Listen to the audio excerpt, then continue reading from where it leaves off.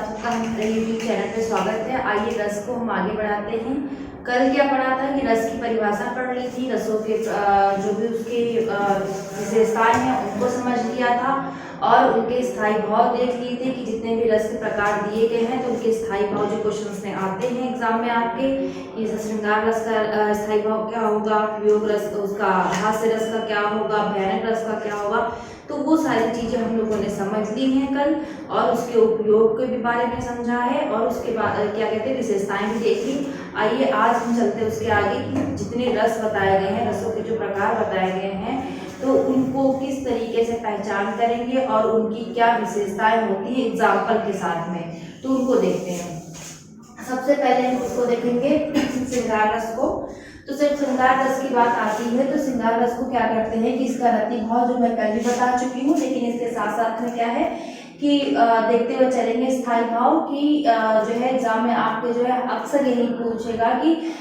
जो भी आपका रस होगा उसका स्थायी भाव पूछ लेते हैं या फिर कोई एग्जाम्पल दे देंगे और उसकी पहचान करनी होती है कि बताइए यहाँ पर कौन से रस की उपलब्धि है, कौन सा रस इसमें पाया जा रहा है, उसकी पहचान करके आप लोग पेपर में बताइए। तो सबसे पहले हम क्या समझते हैं कि श्रृंगार रस, तो श्रृंगार रस की जब बात आती है तो इसको क्या करते हैं दो पार्ट्स में बांट देते हैं। कौन कौन से? संयोग रस और वियोग रस। यानी कि क्या है कि संयोग रस में क्या होता है,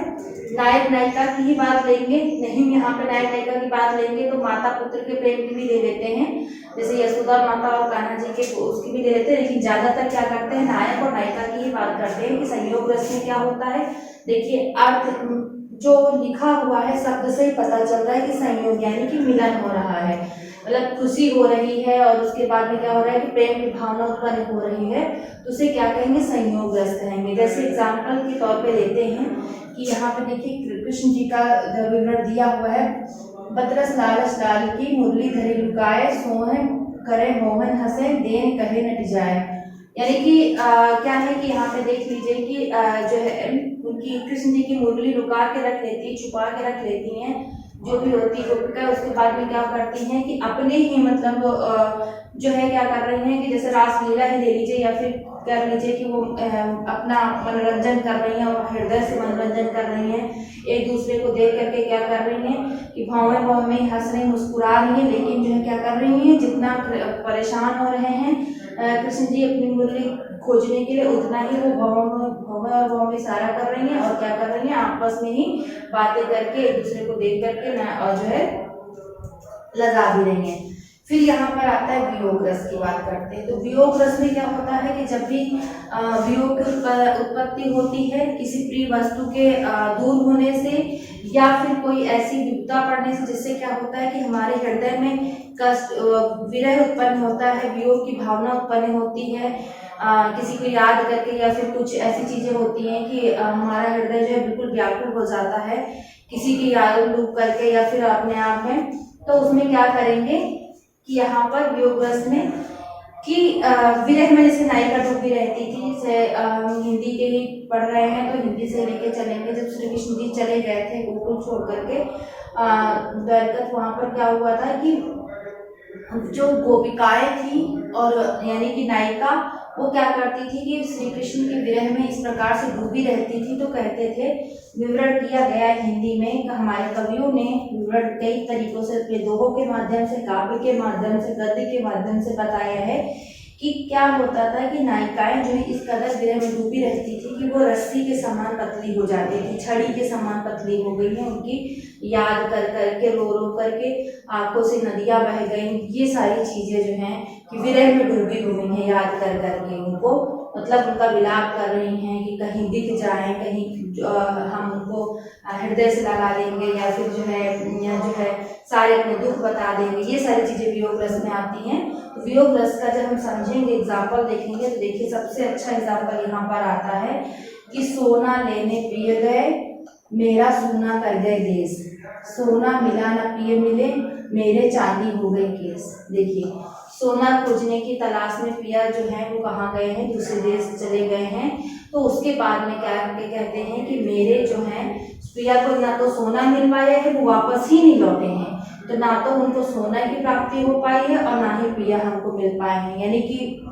नारी अपनी नायिका के लिए सोना लेने के लिए गए, ना तो सोना की प्राप्ति हुई और पिया भी चले गए, वो भी वापस नहीं आए। और उनकी रास्ता देखते देखते क्या हुआ कि जो नायिका थी उसके केस कैसे थे, यानी कि बाल जो थे वो काले थे, अब क्या हो चुके हैं कि उनके बाल कैसे हो चुके हैं, चांदी के समान हो चुके हैं, यानी कि वो बुढ़ी हो गई हैं, लेकिन उनके नायक वापस नहीं आए हैं। इतने दिन तक इनका इंतजार रहा, फिर भी कुछ नहीं हो पाया। अब यहाँ पे श्रृंगार रस को एक चीज और पढ़ लेंगे यहाँ पे कि श्रृंगार रस को क्या कहते हैं कि रसों का रसराज कहते हैं, यानी कि सारे रसों में जो है सबसे इम्पोर्टेंट रस श्रृंगार रस है और रसराज के नाम से भी जानते हैं इसको। तो इसकी कुछ चीजें लिख लेंगे कि इसको रसराज के नाम से भी जानते हैं। सबसे मतलब इंटरेस्टिंग जो है श्रृंगार रस ही आता है, तो इसलिए इसे रसराज के नाम से भी पुकारते हैं। और भी इसकी है नाम है जो कि इसमें क्या कहते हैं कि रसेश्वर कह देते हैं या फिर रसराज तो कहते हैं। तो इसका और इतना ही आता है कि रसों का राजा कौन सा है, तो आप लोग लगाएंगे श्रृंगार रस, ठीक है।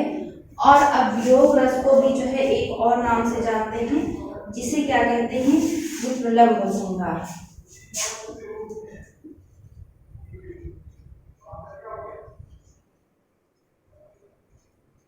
एक चीज यहाँ पे मिस्टेक हो रही है, विप्रलंब श्रृंगार, इसके नाम से भी जो है इसको जानते हैं। तो इनके जो दूसरे नाम है उनको भी पढ़ लीजिएगा, क्योंकि पूछ लेंगे कि बताइए क्या चीज है क्या नहीं है। तो यहाँ पर सीधे समझ में आ गया कि जब नायक नायिका का मिलन होता है तो वहाँ पे संयोग श्रृंगार होता है, और जहाँ पे उनका अलगाव की बात आती है, विरह की बात आती है, तो वहाँ पे वियोग श्रृंगार रस होता है। अब आइए हम चलते शांत रस की तरफ। यानी कि क्या है कि जैसे कहते हैं कि ईश्वर की भक्ति करने से, या फिर क्या होता है कि परमात्मा के प्रवचन जो कहे गए हैं हम बताते हैं लोगों को, जो भी विद्वान लोग होते बताते हैं, उनके क्या होता है कि प्रवचन सुन करके क्या होता है कि मन में शांति मिलती है। जैसे आजकल देखिए बहुत से ऐसे बाबा बैठे हुए हैं जो क्या करते हैं कि बताते जा रहे हैं कि ऐसे जो है आराधना करनी चाहिए, हमें सुबह उठ करके सबसे पहले जो है भगवान की आराधना करनी चाहिए, सोने के टाइम पर उठ के आराधना, मतलब हर टाइम आराधना ही करनी चाहिए। जिससे क्या हुआ कि हमारा जो आत्मा है, जो हमारे अंदर आत्मा लीन है, क्या होगा, परमात्मा में जा करके लीन हो जाएगी, यानी कि जो आत्मा हमारे तो प्रेजेंट है वो जाके परमात्मा में लीन हो जाएगी। तो अपने आत्मा को समझे, जन्म लिए हैं तो परमात्मा का ध्यान लगाए रखे। तो यहाँ पर क्या आएगा, मनरे कागज का पुतला, देखिए शांति उत्पन्न होती है ना जब आराधना करते हैं ईश्वर की। तो मनरे कागज का पुतला लागे बूंद विनाश, जाए छान में गर्भ करे का इतना, यानी कि यहाँ पे अर्थ क्या है कि कबीरदास जी कह रहे हैं कि हे मनरे कागज का मतलब कि मनुष्य रूपी जो पुतला है वो क्या करता है कि अपने शरीर को पा करके क्या कर रहा है कि अपने आप में घमंड कर रहा है। कि मान लीजिए कोई बहुत ज्यादा अपना शरीर उसका अच्छा है और क्या कर रहा है कि हमको तो बहुत अच्छा पुतला मिला हुआ है परमात्मा की तरफ से, तो उस पर क्या कर रहा है कि बहुत ज्यादा अपने आप को मतलब घमंड दिखा रहा है कि हमको इतनी ताकत मिली हुई है और हम बहुत अच्छे हैं, बहुत अच्छे दिख रहे हैं। जो भी है बहुत सारी कल्पनाएं हैं जो मनुष्य कर लेता है, उन सारी कल्पनाओं को लेते हुए इनका कहना ये है कि आप जो है इस अपने जो विनाशकारी शरीर है उस पर इतना ज्यादा घमंड क्यों कर रहे हैं। ये क्या है, एक कागज का पुतला के समान शरीर है, जो भी क्या होगा कि बारिश की जो भी एक बूंद होगी या फिर जो भी बूंद होगा पानी का, जल का जो भी एक बूंद होगा, उसके पड़ने से क्या होगा कि भीग जाएगा और उसके बाद में क्या होगा, उसका विनाश होना स्वाभाविक है। तो हमें जो है अपने इस जो है क्या कहते हैं सांसारिक या फिर मोह माया से छुप करके कि जो भी अपना शरीर है इन सारी चीजों को मतलब घमंड ना करके जो चीज नश्वर है उसको एक्सेप्ट कर लेना चाहिए और उस पर जो है अभिमान नहीं करना चाहिए। तो यहाँ पे क्या है कि शांत रस की जो है प्रेजेंट हो रहा है और उसके बाद में क्या है कि इसका जो स्थायी भाव है क्या है, निर्वेद है। फिर आते हैं भयानक रस की तरफ। भयानक रस का मतलब ही क्या हो गया, भय, यानी कि क्या है कि किसी वस्तु या फिर किसी ऐसी चीज को देख करके क्या है कि मन में भय उत्पन्न हो। तो उसे क्या कहेंगे, वहां पर क्या होगा, भयानक रस होगा। तो जो भी एग्जाम्पल आपका दिया रहेगा कि वहां से क्या है कि भय उत्पन्न हो जाए, भयानक सी चीज दिख जाए या फिर डर, हम लोग डर जाए इस तरीके से, तो वहां पे भयानक रस आएगा। जैसे एग्जाम्पल्स में क्या आएगा, वक्र बदन लघु लाल नयन जुत जीभ निकारे, आकृति अति विकराल धरे कोयला से कारे। यानी कि यहाँ पे देखिए काली माँ की बात की जा रही है कि उनकी आकृति देख करके वो जिस रूप में आ जाती हैं, जब काली माँ का दिखाते हैं, जतन करते हैं उनको, तो उनको देख करके उनका जो रूप होता है इतना भयानक होता है कि नॉर्मल जो है वो हर एक व्यक्ति डर ही जाएगा। तो वक्र बदन यानी कि चकन्ना, हर समय चकित रहने वाला, भोपले के समान, जो भी कह रहे हैं कि अपना बिल्कुल फोकस है, जो भी उनका लक्ष्य, लघु लाल नयन, नयन जो है क्या है बिल्कुल रेड हो रखे हैं और जीभ निकाली हुई है। उसके बाद में क्या है कि आकृति जो है, जो उनकी शरीर की आकृति वो इतनी विकराल, इतनी डरावनी है, और उसके बाद में जो है शरीर देख लो तो वो क्या है कि कोयले से भी काली है। तो यानी कि क्या है कि इतना भयानक उनका रूप है कि जिसे देख करके ऐसे ही मनुष्य जो है, साधारण मनुष्य हो या फिर जो भी असुर भी आप कह रहे हैं, वो ऐसे ही डर जाते थे सिर्फ उनका रूप ही देख करके। इतना भयानक रूप धर करके प्रकट होती थी।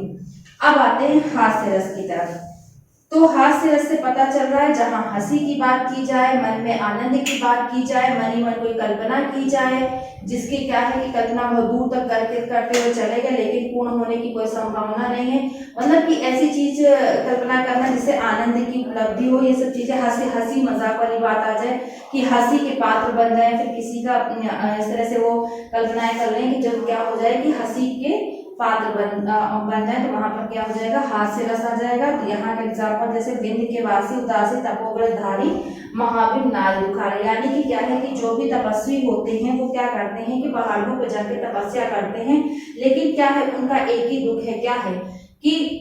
नारी के बिना जो है सब कुछ उनका अधूरा है। तो ऐसे ही वो उनकी कल्पना रहती, मन ही मन कल्पना रहती है कि राम भगवान से लेकर के इसमें है आगे एग्जाम्पल में कि आएंगे तो वो उद्धार करेंगे, और क्या होगा कि ये सारी जो सर है पत्थर है, जब उन्होंने उनका उद्धार किया था, पत्थर का कौन थी, अहिल्या थी, उनका जब उद्धार कर दिया था तो उन्होंने ये कहा कि वहां पर इसी तरह से श्री वो जब राम जी यहाँ पर आएंगे या उनके पद पड़ेंगे तो क्या होगा कि जितनी भी पहाड़ियां हैं सब नारी ही नारी बन जाएंगी और चारों तरफ क्या होगा, नारियां ही होंगी। तो वो मन ही मन कल्पना करते हुए चले जाते हैं, लेकिन ऐसा होता नहीं है। तो वो क्या होते हैं, उपहास के जो भी हंसी के पात्र बन जाते हैं कि उनका ये दुख में ही रहता है, उन्हें कहीं भी नारी नहीं मिलती, यानी कि नारी के बिना सब कुछ अधूरा है। फिर उसके बाद में आता है रौद्र रस। रौद्र रस का क्या है, ये क्रोध आता है कि जहां पर क्या होता है कि किसी के अपमान सह लेना या फिर देख लेना, ऐसी वस्तु मतलब ऐसी चीज को देखना या फिर अपने मन में इतना ज्यादा क्रोध उत्पन्न होना कि क्या होता है कि युद्ध होने लगे या फिर बिल्कुल विनाश में उतर आना, तो वो कहाँ पर हो जाएगा, रौद्र रस हो जाएगा, जिसका रति भाव स्थायी भाव क्या होगा, क्रोध। तो यहाँ पर एग्जाम्पल है जैसे श्री कृष्ण के सुन वचन अर्जुन क्रोध में, जब युद्ध हो रहा है महाभारत की तब की बात चल रही है कि अर्जुन जो है क्या करते हैं कि अपने भाइयों को देख करके क्या होता है कि मुंह में डूब जाते हैं कि हम युद्ध कर रहे हैं, ये कौन है, कोई और नहीं है, हमारे ही वंशज है, हमारा ही इनमें जो है लहू बह रहा है, हमारे ही एक ही लहू बह रहा है, तो हम कैसे इनका कत्ल कर सकते हैं, कैसे इनका जो है गला काट सकते हैं या फिर कैसे इनका विनाश कर सकते हैं। तो ये सारे वचन जो है दुखी हो जाते हैं जब अर्जुन, तो श्री कृष्ण जी अपने वचन देते हैं कि हे अर्जुन, श्री कृष्ण के सुन वचन अर्जुन क्रोध में जलने लगे, सब सील अपना भूल करके क्या किए, कर्तव्य युद्ध करने लगे। जब श्री कृष्ण ने उनको उनका जो भी कर्तव्य था वो याद दिलाते हैं कि आपको युद्ध ये करना है और जो भी चीजें होती है वो समझाते हैं, तो फिर क्या करते हैं कि श्री कृष्ण जी के क्रोध वचन सुनकर के अर्जुन को इतना ज्यादा क्रोध आता है कि वो उसकी क्रोध में जो है जो आग होती है उसमें बहुत तीव्रता से जलने लगते हैं, और जितना भी उनको अपने लिए जो भी हैं भाई हैं रिश्तेदार हैं उनको उनके सारे जितना भी सीर होता है उनके प्रति वो सब अपना भूल जाते हैं, पूरा भूल करके क्या करते हैं, यहाँ करता यानी कि ताल ठोक करके युद्ध करना शुरू कर देते हैं। तो इस इतनी चीज ये सारे इतने 4-5 बता दिए हैं। तो इनमें क्या है कि इसमें सबसे ज्यादा आपको हमने पहले बताया है कि स्थायी भाव पे ध्यान देंगे, उसके बाद में जो है एग्जाम्पल्स को भी ध्यान में देंगे, इन्हीं में से एग्जाम्पल आपको उठा के पूछ लेता है। और दूसरी चीज ये है कि इन्हीं चीज को समझते हुए चलेंगे कि कहाँ पे किस तरह से एग्जाम्पल लाया गया है, उसका अर्थ समझ लेंगे तो अपने आप से आप जो है बता लेंगे कि इसमें कौन सा रस जो है। और इसके आगे का आइए और देखते हैं, इतना आप लोग नोट कर लीजिए। आइए हम आगे चलते हैं अद्भुत रस की तरफ। कि क्या है कि अद्भुत रस में क्या चीज बताई गई है कि किसी चीज को जो है आश्चर्यचकित देख करके आश्चर्य उत्पन्न होना, उसको देख करके चकित हो जाना, ये सारी चीजें आना क्या होता है कि अद्भुत रस, मतलब किसी चीज को देखकर शॉक हो जाना अचानक ही। और उसके बाद में क्या होता है कि उसे देख करके क्या हम शॉक हो जाए, आश्चर्य हो जाए, कोई भी ऐसी वस्तु हो या फिर कोई ऐसी घटना हो, जो भी चीजें होती देख करके क्या है कि बिल्कुल चौंक जाना, तो वहां पर क्या आएगा, अद्भुत रस आता है आपका। तो इसके एग्जाम्पल लिखे हैं, अखिल भुवन चर अचर सब लाख के हरि मुख में भातु, यानी कि हरि के मुख में क्या है, सारे अचर अचर बाकी जितनी भी चीजें हैं ब्रह्मांड से जो कुछ है सब क्या करते हैं, उनके मुख में दिखाई दे पड़ गए। फिर चकित भय गदगद वचन विकसित द्रव्य पुलकार, तो क्या हुआ कि उनके वचन देख करके ही क्या हुआ कि मैंने सारी चीजें देख के उनके मुख में क्या हुआ कि इतने आश्चर्यचकित हो गए कि बिल्कुल आश्चर्य में ही पड़ गए कि क्या देख लिया उनके मुख में हर चीज। फिर आते करुण रस में, करुण रस का क्या है कि शोक उत्पन्न होना, यानी कि कोई प्रिय वस्तु के छिन जाने से या फिर कोई ऐसी घटना घट जाने से जिससे क्या होता है कि हमारे हृदय में बहुत ज्यादा क्या होता है, शोक उत्पन्न होता है, कष्ट होता है। तो उन सारी चीजों से जो भी भाव हमारे अंदर हृदय में प्रेजेंट होते हैं,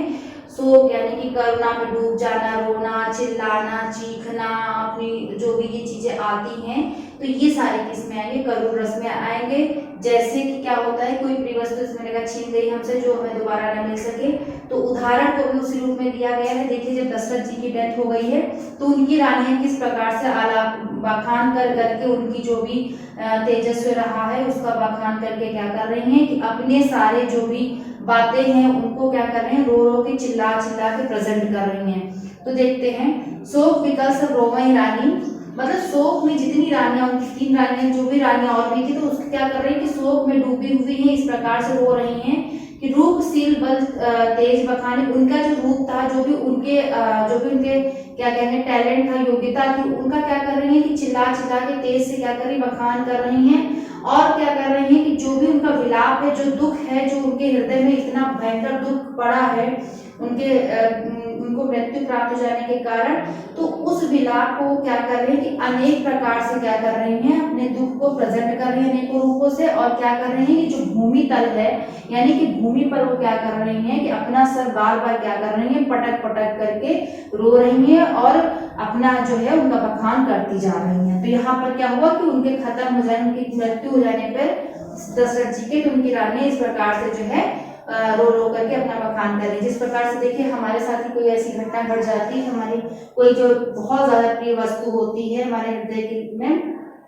छिन जाती है, तो क्या करते हैं हम लोग रो के चिल्ला के करुणा व्यक्त करते हैं, वही चीज यहाँ पे बताई गई है। फिर आते विभत्स रस, इसका क्या है कि जुगुप्सा यानी कि घृणा उत्पन्न होना, किसी ऐसी चीज से जो है क्या है कि घृणा उत्पन्न हो जाए। तो आइए देखते हैं कि सिर पर बैठने का आंख दोए खाद निकारक खींचत जीवन श्रेयार अगनी आनंद और धारत, कि क्या है कि सिर पर काग बैठा हुआ जो लोग मृत्यु को प्राप्त हो जाते हैं, युद्ध स्थल में होते हैं, तो वो क्या हुआ कि मृत्यु को प्राप्त होकर के उनकी डेड बॉडी पड़ी हुई, वो इस कदर जो है सिर पर काग बैठा हुआ है, उनके क्या कर रहे हैं कि काग जो बैठ के अपने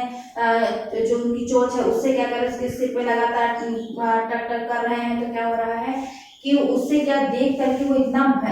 घृणा हो रही है कि कैसे उनकी मतलब अंतिम संस्कार नहीं हो पाया, लेकिन कैसे उनका इस तरह से उनके शरीर की जो है दुर्गत की जा रही। आंख दो खाद निकाल, आंख भी निकाल रहे हैं, आंख निकाल के खा रहे हैं, खींचत जीभ श्रेयार क्या कर जिसे उसकी जीभ खींच रही हैं, और उसके बाद में क्या सब देख करके खा करके वो बहुत आनंद की प्राप्ति करें। लेकिन आप जो देख रहे हैं, जो लोग ये दृश्य देख रहे हैं, उनके मन में क्या हो रहा है कि घृणा उत्पन्न हो रही है कि ऐसे कैसे हो गया, और ये भी किसी के पुत्र है, किसी के घर की चिराग है, इनके साथ में इनका कोई अंतिम संस्कार करने वाला नहीं है, और उनके साथ में ऐसी ऐसी घटनाएं घट रही हैं। अब आगे भक्ति रस में, भक्ति रस का सीधी सी बात है भगवत विषय रति, इसका स्थायी भाव है कि इसमें क्या है कि भक्ति रस में कि ईश्वर की आराधना करना भक्ति रस में आ जाता है। जैसे मेरे गिरधर गोपाल दूसरों ना कोई, यानी कि हमारे तो सिर्फ गिरधर गोपाल है, दूसरे कोई प्रभु नहीं है, कोई परमात्मा नहीं है, दूसरा कोई मनुष्य नहीं है। आजकल भी देखिए जो भी श्री कृष्ण जी की विष्णु जी की आराधना करता है तो देखिए उन लोगों को जो बहुत ज्यादा इस भक्ति में लीन है तो क्या करते हैं कि जैसे पागल जैसी की मानसिक जो मानसिकता होती है वो क्या होती है कि उसी में भगवान में इतनी लीन हो जाती है कि भगवान की जो मूर्ति स्थापित करते हैं, तांबे की मूर्ति होती है वो, हाँ तांबे की मूर्ति जो पंचतंत्र से कहते हैं मिलकर बनी होती है, उनको जब स्थापना कर दी जाती है तो उनको क्या करते हैं एक मनुष्यों की तरह, एक बालक की तरह पाला पोसा जाता है, टाइम में भोजन देना, हर चीज करना, यानी कि उनको इस तरीके से उनमें लीन है कि दूसरा कोई मनुष्य उनके आसपास है ही नहीं, सिर्फ कौन है, गिरधर गोपाल है, इतना भक्ति में उनके मग्न मुग्ध हैं। आइए अब देखते हैं वात्सल्य रस। इसका क्या है, स्नेह, जैसे बच्चों जैसा भाव उत्पन्न होता है किसी को देखकर स्नेह। स्नेह किस पे आता है, बच्चे के ऊपर ही आता है। छोटा बच्चा देख लीजिए, घरों में छोटे बच्चे अगर आते हैं तो किलकाते हैं, अगर कूद जाती हैं तो कितना जैसे पॉजिटिविटी, वैसे भी कहते हैं कि किसी बच्चे के आने से क्या होता है कि पॉजिटिविटी अपने आप जो है जब वो हो जाती है, आ जाती है घरों में। तो उसी प्रकार से क्या है कि जब श्री कृष्ण जी का विवरण दिया गया, किलकर कान छुड़वानी आवधि मनहिम कनक नंद के आंगन बिंब पकटे पे धाव, यानी कि नंद जी के आंगन की ही बात किया गया है कि वो क्या कर रहे हैं, जब चल रहे हैं उसके बाद में क्या जो उनकी किलकारियां गूंज रही हैं, उससे क्या हो रहा है कि मन ही मन में इतना उनका मतलब जो घर है वो बहुत ही ज्यादा प्रसन्नता से प्रफुल्लित हो रहा है। अब आइए इसके बाद में एक रस आपका बचता है वीर रस, जिसके क्या है 4 पार्ट्स बताए गए हैं, तो उसको हम समझते हैं। तो इतना जो है इसके एग्जाम्पल्स में और समझाने जिस तरीके से समझाया गया आप लोग के समझ में आ चुका होगा। इसके बाद में हम पढ़ते हैं वीर रस। अब लास्ट हमारा बचता है वीर रस। तो वीर रस के कितने पार्ट बताए गए हैं, 4 पार्ट वीर रस के बताए गए हैं। कौन कौन से हैं आपके, युद्ध वीर हो गया, धर्मवीर हो गया, दानवीर हो गया, दयावीर हो गया। 3-4 पार्ट को लेकर के चलेंगे कि उदाहरण से समझेंगे कहाँ पे क्या चीज आ रही है। वीर रस में कहते हैं इसका जो वीर का जो है वीर रस आपका आता है जो, तो इसमें जो है क्या कहते हैं कि उत्साह होता है, मतलब इतना ज़्यादा पावर होता है, इसमें स्थायी हो गया, उत्साह से रहित होता है, एनर्जी फुल करता है वीर रस। जैसे आधा वगैरह आपका वीर रस नहीं आ जाता है। युद्ध वीर के टाइम पे क्या है कि राणा कर तलवार ने सिर काट काट दे दिया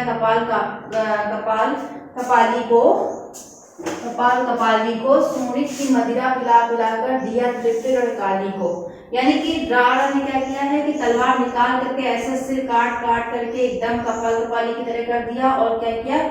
कि उनकी जो भी उनका रक्त था उसको क्या किया